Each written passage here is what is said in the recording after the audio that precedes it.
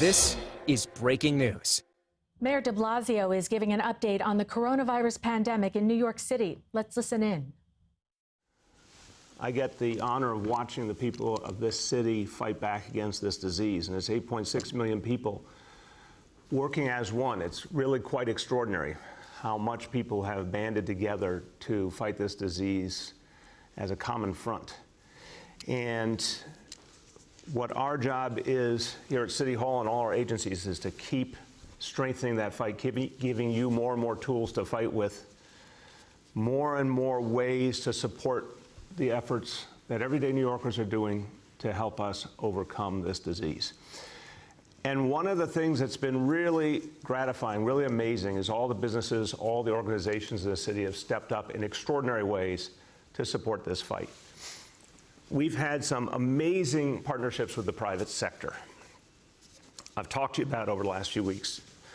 New Lab and Boyce Technologies, two of the companies that got together to create the ventilators built right here in New York City, something that was not created here, and suddenly it was because of the ingenuity and the commitment of these individuals. All those companies, dozens of companies, that got together in the Brooklyn Navy Yard and other places to create PPEs. Didn't do them before, they found a way to do it. Right now in New York City, so many things are being produced to protect our healthcare heroes, our first responders, everyday New Yorkers, because other New Yorkers stepped up, cared, made something happen. But the biggest challenge throughout, from day one, has been testing. I don't need to say again how frustrating it's been that we've never had the partner we needed in the federal government when it came to testing, and this is the central question of this whole dilemma we've been through. Where has the testing been? But again, when the federal government doesn't come through, when the international markets don't come through, what do? We do it right here in New York City. We make something happen. So we have a new partnership today that's going to be a difference maker in our effort to get more and more testing to the people of New York City.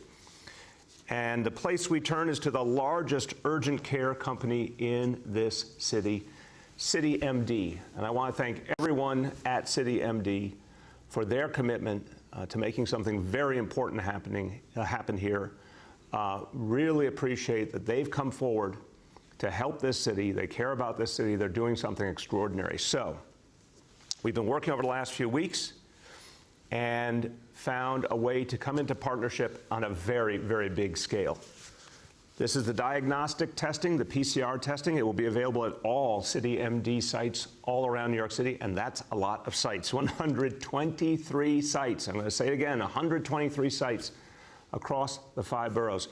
We predict to begin 6,000 tests a day at these sites, 6,000 more tests per day. These are walk-in sites. They're open 7 days a week. The hours differ somewhat by site, but basically it's 8 a.m. to 8 p.m. Monday to Friday, 9 a.m. to 5 p.m. Saturday and Sunday. You can get locations by going to citymd.com. Now, obvious question, does it cost you anything to go get this test? Well, if you have insurance, they'll simply bill your insurance. That's fine, that's easy. If you don't have insurance, CityMD will cover the cost, and I want to thank them for that. That's an extraordinary commitment to the people of this city. They are stepping up and saying, if you don't have insurance, they'll be there for you. And this is consistent with our commitment from day one, whether it's testing or health care, whatever the people in New York City need, we will get it for them regardless of your ability to pay. So big deal. Thank you, CityMD. Big step for this city. And I want everyone to know this now puts us ahead of our goal. We had said we wanted to get the capacity for 20,000 tests per day by Monday, May 25th. I can tell you we have now hit the goal a week early. We're at that capacity now, and we're going to keep growing. So with 20,000 a day, you're almost at 150,000 tests a week. Our goal is to continue to build that rapidly, and CityMD's really helped us take a big step forward. Now, you need tests, and then you need the tracing to go with it. And to do the tracing, we need an army of tracers, and there's also progress on that front as we keep adding more and more contact tracers. We have 500 tracers who have now completed their training, and another 1,000 on top of that have started the Johns Hopkins University training. gold standard training. And again, thanks to Johns Hopkins University and Bloomberg Philanthropies for helping us to make this happen and happen quickly. So in the week of May 24th, those who have been trained by Johns Hopkins will go out and do their field training. The field training literally involves preparing for over 100 different scenarios, getting ready for real life choices that have to be made quickly. And then we'll have 1,000 tracers ready on the playing field, helping the people of this city by the end of this month. We'll have a group of 100 tracers that will lead the way starting on May 24th, a week from today. They will start their work in the field doing the case interviews, and then hundreds more will join them in the days after that. That first group of 100 tracers will work with those who have tested positive at the health and hospitals testing sites. We believe they'll be able to trace almost 2,000 cases just between May 24th and June 1st. So it's going to be a great start. The others coming right behind them. In the next literally 2 weeks, you're going to see a vast testing and tracing operation come alive like we've never seen before in the city. And this is just the beginning. As I've said, we expect the army of tracers to grow to at least 5,000, could be between 5,000 and 10,000 before this is all over, because we want to be able to reach everyone who needs that connection, that support, that ability to find out what's happening in their lives and the people that they are close to. We need to find those people, get them the support they need. So this vast army is coming together very, very quickly. And thanks again to everyone involved in this extraordinary test and trace effort. We're asking a lot of everyone. We're asking you to move very quickly and very effectively, and you're doing it. We are very, very appreciative. Now, as I've said before, once you test someone and then you find the contacts and you test them, and you're going to find people who need to be kept separate from their families. And we use the word isolation, and it's not a perfect word. It gets the point across, but we got to think about how to explain this in a more positive light. The goal is, if someone needs to be in a place other than their home's too crowded, they can't be supported properly in their home. That's what the hotels are for.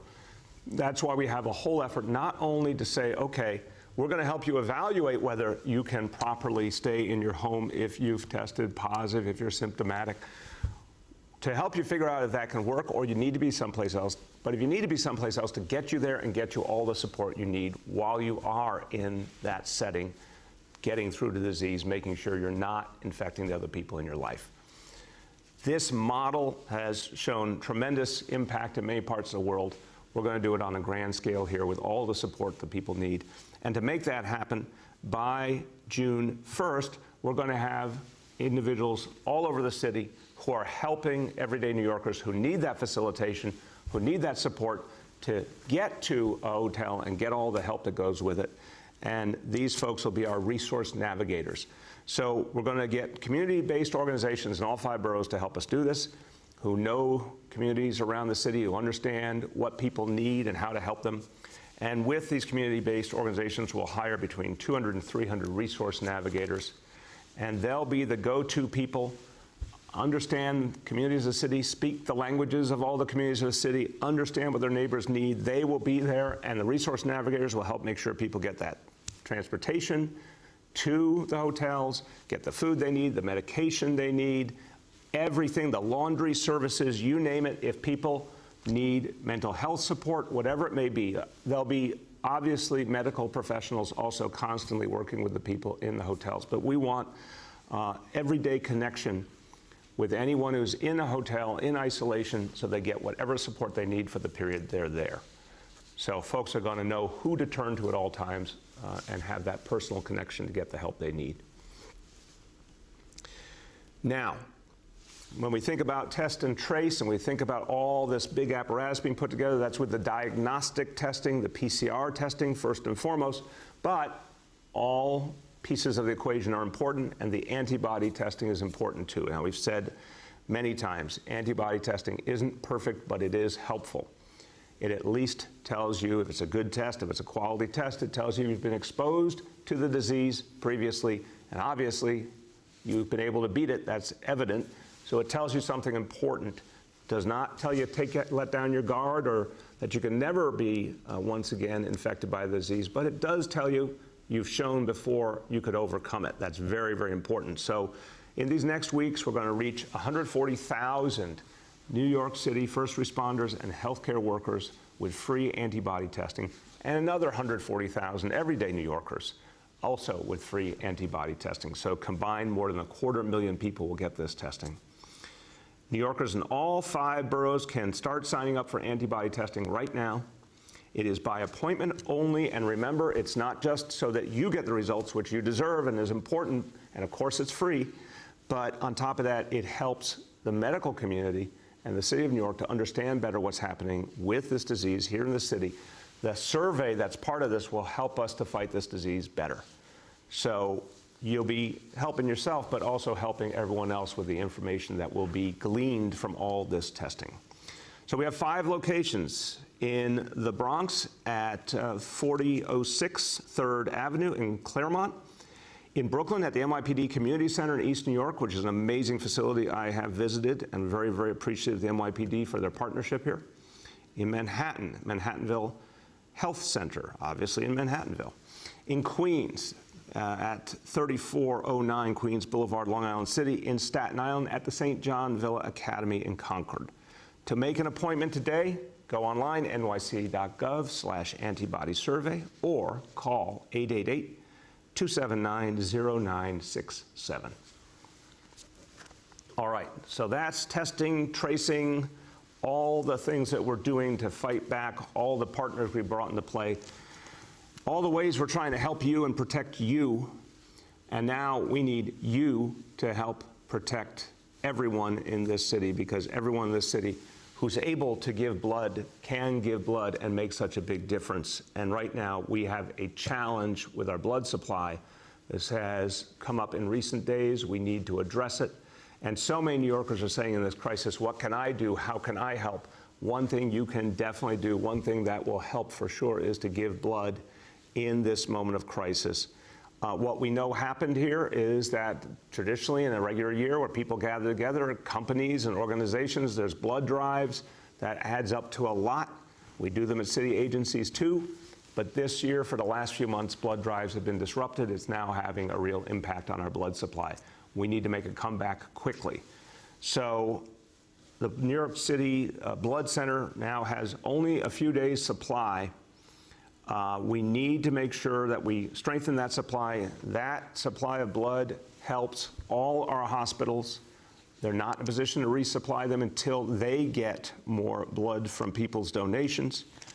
Each hospital has some blood on hand as they need it for emergencies, and they're all practicing very carefully right now conservation practices. I know our public hospitals, H&H, are doing this. But unless we have a bigger supply of blood, some surgeries cannot move forward. Obviously, things that are immediate and life-saving will, but others can't until there's more of a blood supply. So for all those good people out there, so many of you have said, how can I help? What can I do? Right now, you can help. Come forward if you can give blood, and obviously some people cannot, but if you can give blood, we need you. Make an appointment today at the New York Blood Center. And this is an appropriate reason to leave home for sure. You'll be helping your fellow New Yorker and helping to keep people safe. You can go online, nybc.org, or call 800-933-2566. So again, nybc.org or 800-933-2566. Something very important you can do right away to help your fellow New Yorker. Okay. Now let's go to a tough issue we've been talking about these last days, and every one of us who is a parent, every one of us who has children in our lives, we are really concerned about this pediatric multi-system inflammatory syndrome, PMIS. Number of cases continues to grow, 137 confirmed now. 66 of those cases, there's a positive test for COVID-19 or antibodies detected. And as I've said for days, we lost a child to this syndrome, and we never want to lose another child to it. So we're doing a huge outreach effort citywide. We're coordinating with healthcare providers, and particularly pediatricians all over the city. We want to make sure that there's constantly the latest information flowing to our Department of Health learning what we can about the demographic dynamics of this disease so we can act more quickly.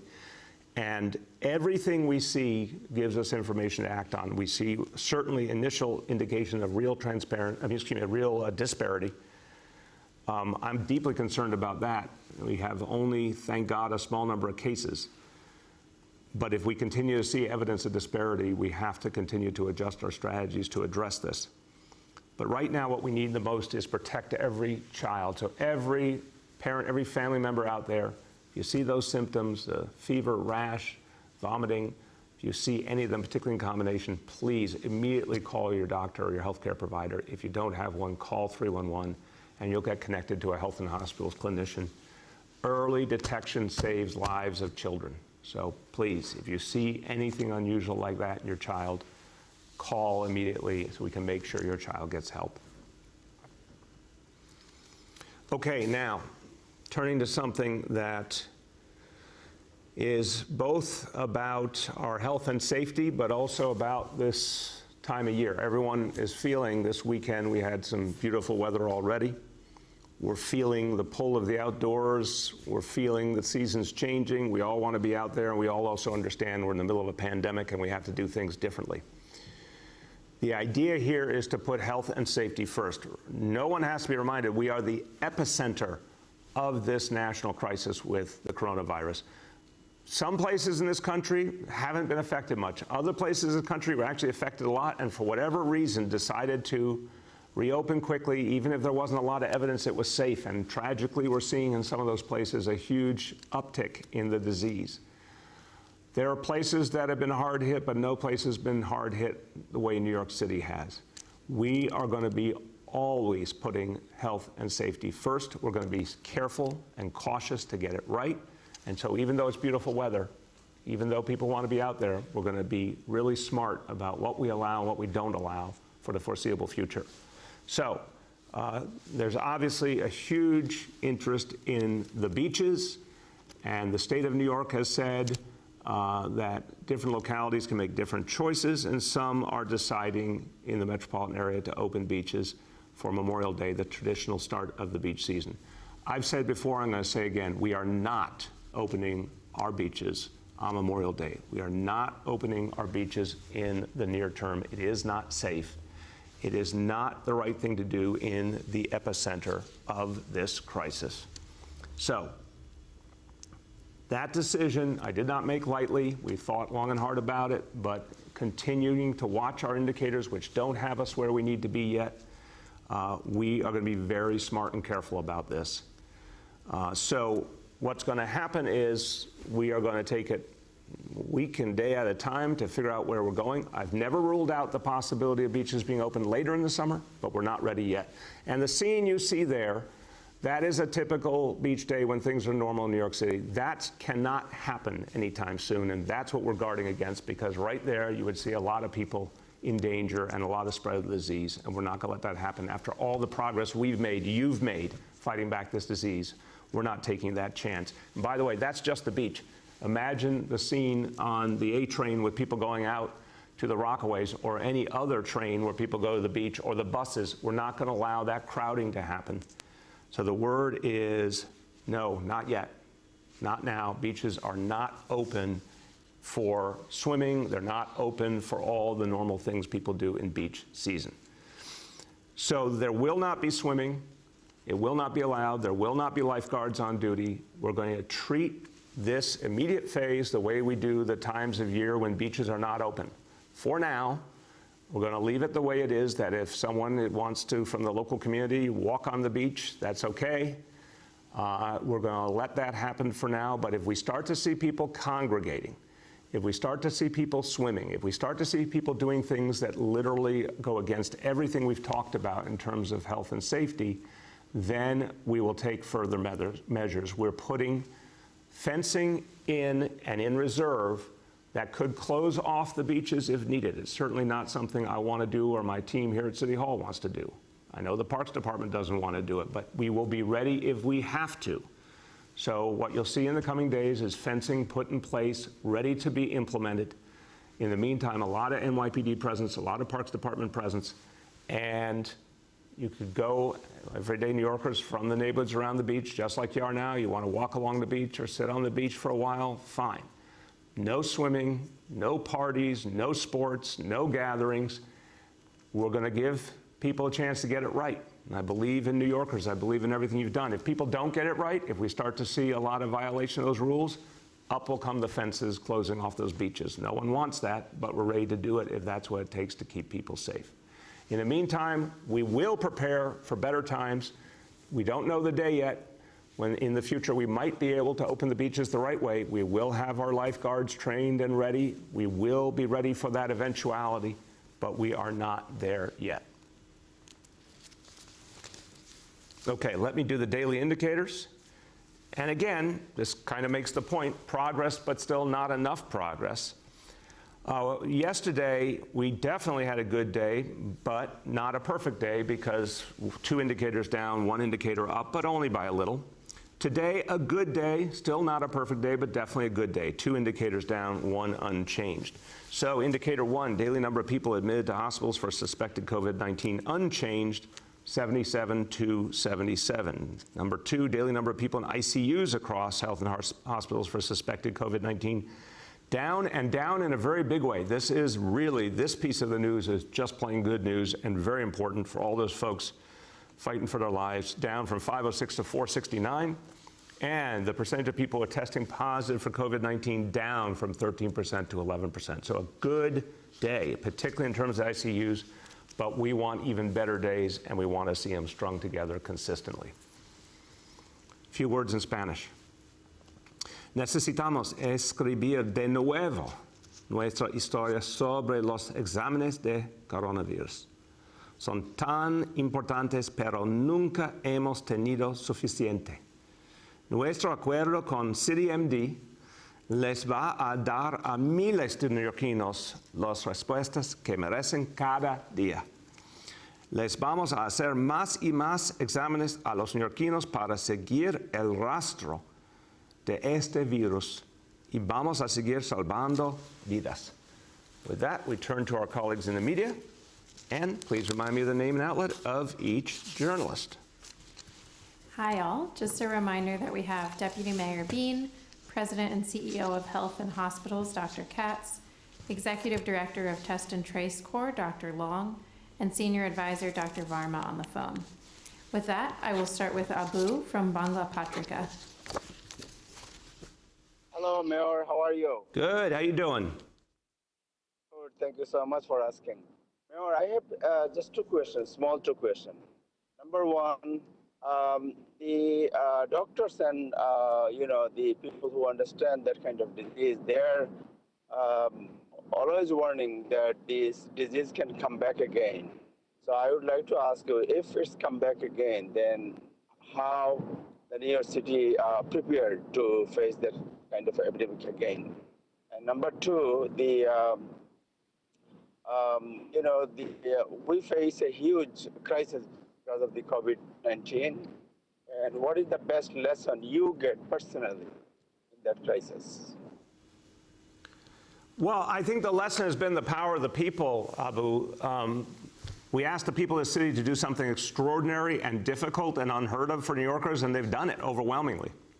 So I think in the end, we have to remember that the power in a democracy resides in the people, and the ability to change things for the better resides in the people. And this is what I believed all my life, but I'm seeing it much more vividly than ever in this case. You know, the greatest crisis we've faced in generations. People are making the difference. And I think, leveling with the people about what's going on and empowering them to act is the best way to actually achieve our common goal of overcoming this disease. On your other question, what I refer to as the boomerang, the disease reasserting, we are every day concerned to stop this from happening. That's why we're making cautious, careful decisions, but we also are constantly preparing, both for times to get better, but we're also preparing for bad scenarios, and that would mean tightening up restrictions. If we have to do that, we could. We don't anticipate it, but we'd be ready. So I think it comes back to what people do every day. I want people to take it personally. When you follow these rules, the shelter in place, the social distancing, the face coverings, you're speeding up the day when we can open up more. If you don't follow these rules, unfortunately, there's a danger of that boomerang and even more restrictions. So that's the balance we strike all the time. Next, we have Shant from the Daily News. Good morning, Mr. Mayor. Wanted to ask about reporting from over the weekend that New Yorkers were flocking to locations from bars on the Upper East Side to Coney Island and elsewhere. Just want to get your thoughts on that, and if you're contemplating any steps to handle that. On a separate issue, I understand the City Council is going to try to pass the bill requiring a hotel room for every single homeless person.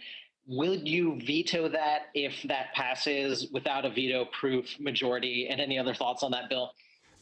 Look, Shant, on that bill, we're working with the council. We're in constant dialogue with them. We're all trying to get to the same place in the end. We want to protect people. We want to keep people safe. We also have to figure out what's going to be best in all senses for homeless people, including their mental health needs and other needs, how they can get the services they need. We want to use the facilities we have, and when we need others, we'll bring them into play. We also have to think about, the costs involved. Everything has to be looked at, but in the end, it's about health and safety first. And so we're working closely with the council, and I think there's been a good track record of us working through issues and ending up in a good resolution. On the bars and the beaches, so on the beaches, the report I've gotten from yesterday is there were people walking on beaches and there were very few instances of a problem, but again, we're gonna have a lot of NYPD, a lot of Parks Department out to address anything. And if people, if we have sporadic problems, that's one thing. If we have consistent problems, then, as I said, we will use the fencing on top of all those patrols. Don't want to do it, but we're ready to. But the reports I got about beaches yesterday were overwhelmingly that there was compliance and that enforcement was honored. The bars is a different matter. We are waiting for a fuller report because obviously this is from last night, but I'm not comfortable at all with people congregating outside bars. It's the same rule. If you start to form groups of people and then, 2, 3, 5, and then it becomes 6, it becomes 10, it becomes 15, that violates what we're saying about social distancing and that puts lives in danger. So the police department will be out, the sheriff's office will be out, watching very carefully on the Upper East Side in particular. I know we had a particular problem there, but everywhere around the city. And we're not going to tolerate people starting to congregate. It's as simple as that. Next, we have Katie Honan from the Wall Street Journal. Morning, happy Sunday. Mr. Mayor, I wanted you to, expand upon the beaches plan, this new update, particularly about lifeguards. I'm curious, I've spoken to lifeguards, they said they haven't heard anything about when they'll begin training. When will the training begin? How long will it take? Will it be different? I know usually it involves CPR classes and swimming in the various lifeguard pools. I don't know if that's capable. And I know you've mentioned a few times this morning that you'll allow people who live in the communities to walk on the beaches, but are you suggesting people shouldn't travel, shouldn't go from Manhattan out to Coney Island or elsewhere in Queens to Rockaway? And is that one way you want to, try to limit the amount of people on the beaches? Yes, Katie, exactly right, Katie. The point is nothing's changed in the status of New York City in the last few weeks. We do not want to see non-essential travel. We want to see people keeping things as modest as possible, get your basic exercise in and get back home, go to the store, go to the pharmacy, whatever you have to do to get your basic goods and go back home. This is working. We want to keep it that way. So we certainly do not. Again, I don't want a lot of people on the A train. I don't want to allow people on buses going to Orchard Beach. I want us to recognize we still have to fight back this disease. It won't be forever, but we have to fight it now. So yeah, the point is we don't want to take away from the local communities. A lot of people live, hundreds of thousands of people live near our beaches. We don't want to take away from them the right to just walk on the beach. But again, if we start to see abuse of that, we're going to take tougher measures. In terms of lifeguards, we'll start them in training immediately. As I understand it, it does take several weeks. We'll get you an exact date.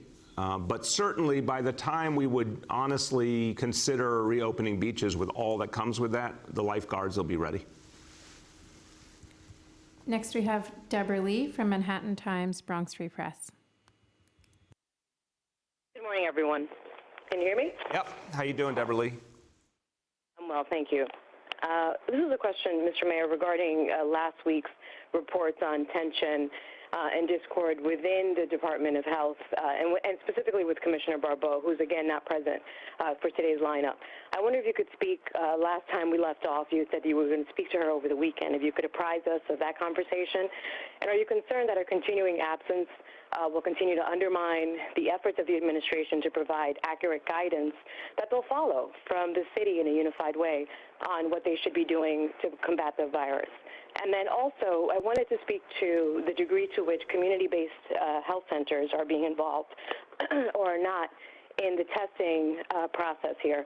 I know that the state has lined up a number of federally qualified health centers, but we're not really hearing from the city the same kind of collaboration as regards testing, tracing, that kind of one-on-one service with these already established centers on the ground. Can you speak to that? Absolutely. Yeah, look, as you've seen today, the testing effort is growing all the time. The first and most straightforward way to do this was with the health and hospitals, clinics, and all the capacity of health and hospitals that already exist out in communities. That was the most obvious go-to. We're going to keep building from there. The City MD, 123 locations, an amazing, single effort that now brings so many places into play. Very, very high impact. But we're going to start working with community health centers of all kinds. I've talked to you all about the ways we're starting to coordinate with them. We want them to play a bigger and bigger role as this goes forward. And obviously, they can be important places for testing as well. So we are going to be doing more with them on testing and everything else, announcements to come.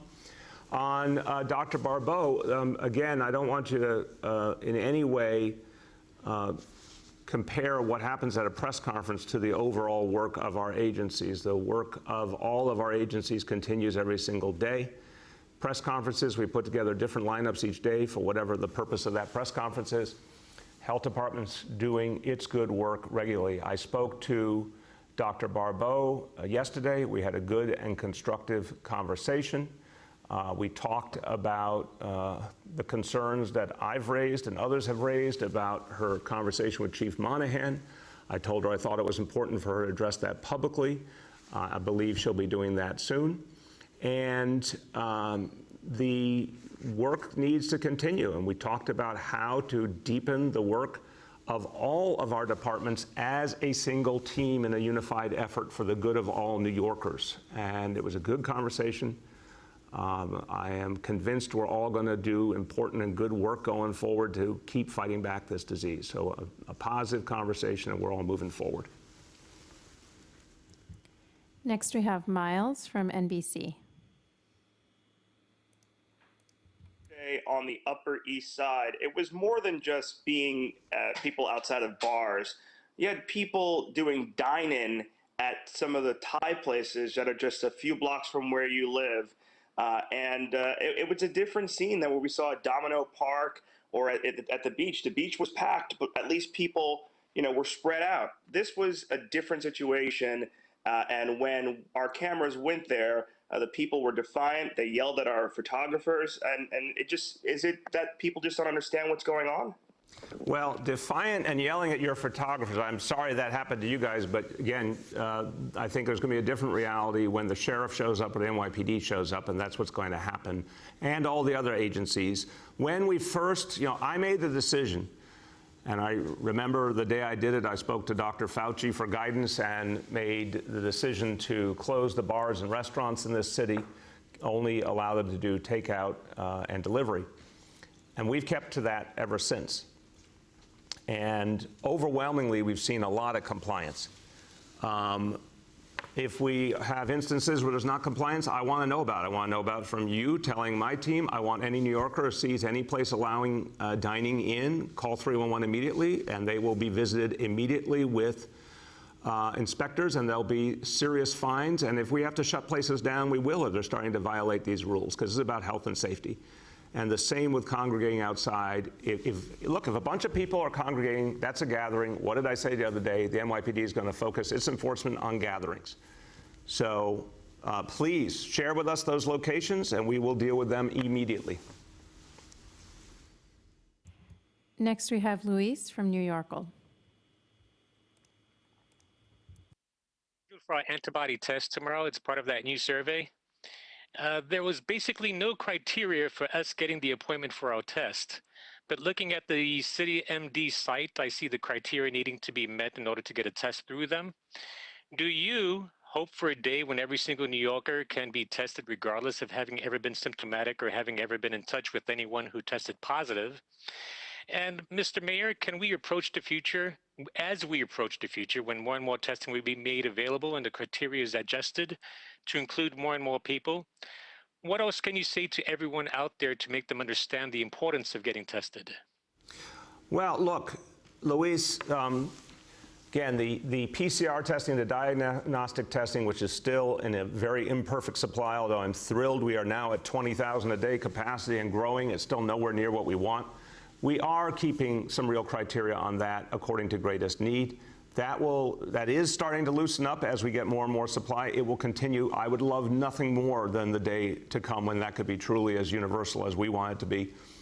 But we will keep being clear about criteria.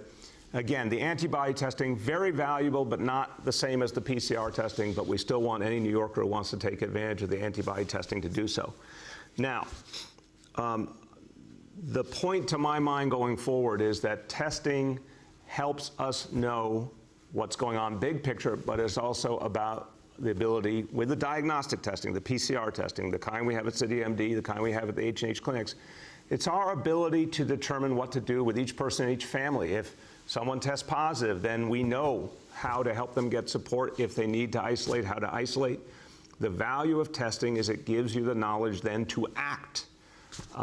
It's not perfect, because things change over time, and that's where more and more testing would help us to be able to test people as frequently as ideally. But what I can say to people is the most important thing to do is to follow those basic rules on shelter in place, on social distancing, wearing a face covering when you go out, basic hygiene, washing hands, hand sanitizer, covering your mouth when you cough and sneeze. Those are still the basics. But for people who meet the criteria we've laid out, we want as many as possible get the diagnostic testing, because it's going to help us understand, but most importantly, it's going to help us, in their case and their family, help them to do what's safest and help them to protect their families. Next, we have Yoav from the city.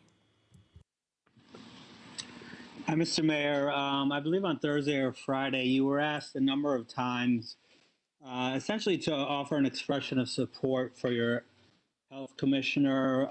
She has been absent from quite a few of these press conferences lately. She did not attend Friday's city council hearing.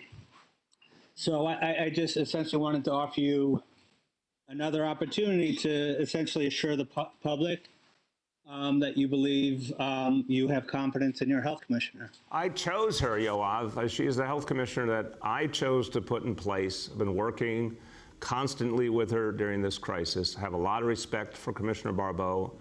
I have a lot of respect for the health department.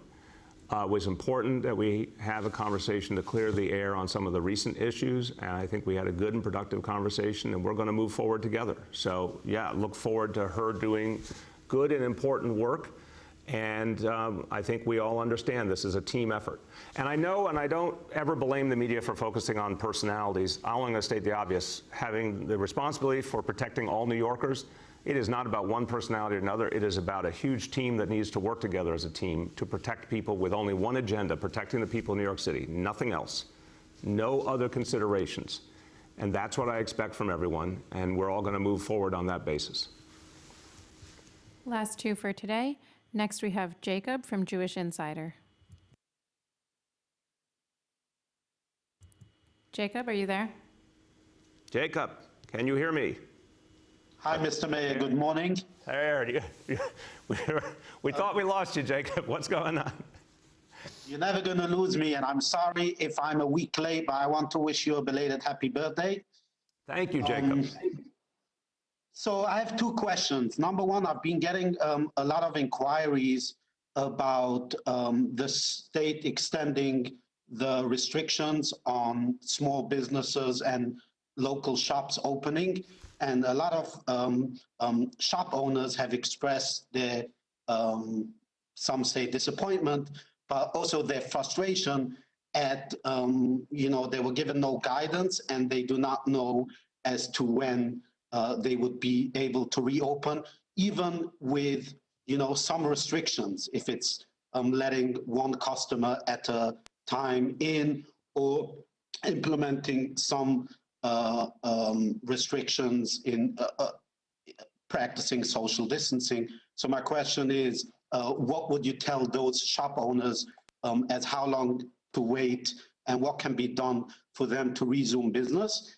And the second question is, the ADL recently reported a troubling report about a dramatic rise in anti-Semitic incidents. Obviously, you have addressed that in the past, and this is an ongoing battle. However, there have been some complaints recently that members of the Orthodox community who are more visibly Jewish have been receiving insults, and amid this pandemic, going to places while practicing social distancing, while wearing masks, as the ones who are responsible for this outbreak. So what is the city doing, number one, to combat this dramatic rise in anti-Semitism, but also to avoid these incidents from happening? Yeah, Jacob, thank you. Look, it's absolutely unacceptable.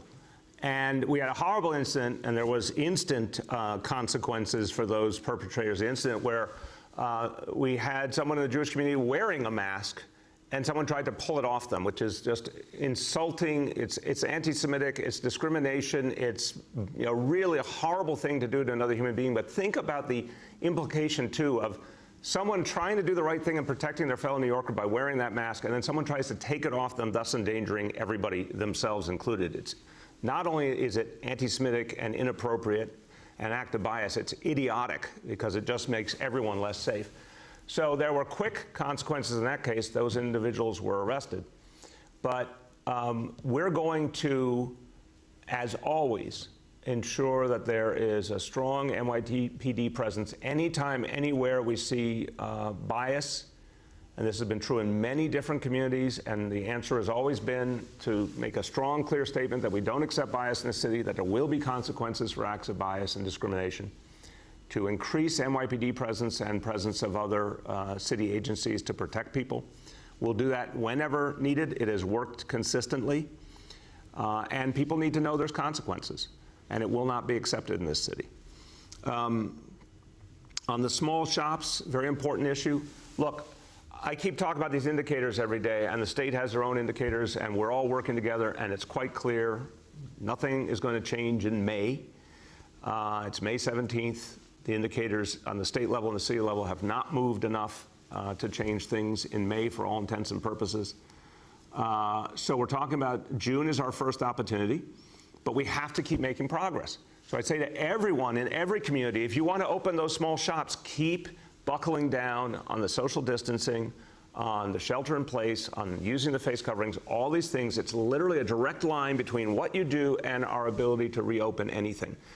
We will be providing in the coming days guidance on what that first phase of reopening would look like. So people will have some time to get ready. But I want to say to shop owners and everyone else, there's no guarantee we get to that point until the indicators show us factually that it's safe enough to do. And then once we do it, we're going to monitor very intensely to make sure people follow the rules.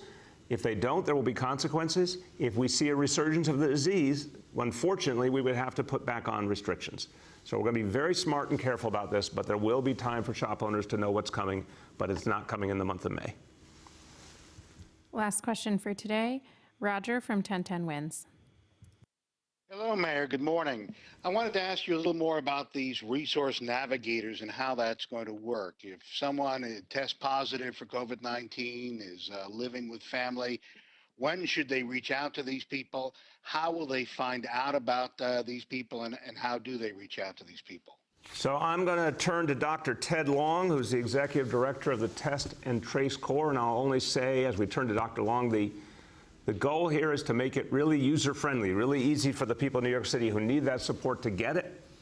And we want it to be a sympathetic, positive process. We want people who need to go to a hotel to feel comfortable doing it and feel really supported in it. So Dr. Long, talk to us about the resource navigators and the role they'll play.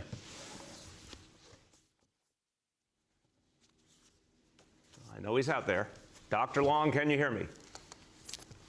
I'm going to fill in till I see him. This is Dr. Mitch Katz, Mr. Mayor. Thank you. And Dr. Long was here just a second ago, so I'm thinking it was a technological issue. Yes, we see that our ability to use these resources will really help the effort. We want people to see what we're doing as a service to them. We think that if people see it as a service to them and recognizing that our only concern is that they be healthy and that their family be healthy, that they will then accept the idea that they need to be isolated, whether it's in their home or in a hotel room. And then these great resource people that you've spoken of will take care of bringing them the other things that they will need, including their food, help them with any economic benefits, medicines, figure out how they'll need medical treatment. So I think that it really reinforces the efforts that you've spoken of, sir. Thank you, Dr. Katz. If you hear me, I agree. You're back. Was that consensus, Ted? Strong consensus. Strong consensus. Thank you. Thank you, Ted. Thank you, Mitch. All right. Well, as we conclude for today, I'm going to say one of the statements you can say in this city that probably would get the greatest consensus, in fact. And I'm going to say this. This is the greatest city in the world. There is no one on earth, no group of people in the whole world as amazing as New Yorkers. I believe that in my heart. And I want everyone to understand, we've taken on this pandemic, we have been the epicenter, and we've fought back. You fought back. The success we've had to date is because of you. Now we have to go further. We have earned our way to the point where we even have the ability to talk about loosening restrictions. We've earned our way to that point where we could talk about, at one point, having beach season again. We're not there yet. But if you keep earning it, if you keep fighting for it, if you keep being as great as New Yorkers can be, then we get there. It's everyone's responsibility. We're all in this together. So keep doing what you're doing because it's been amazing. Aim high. Be as great as this city is capable of. And that's the pathway to beginning to reopen. That's the pathway to having a better summer and a much better year ahead. We all need to earn it together, and I have confidence we will. Thank you, everybody.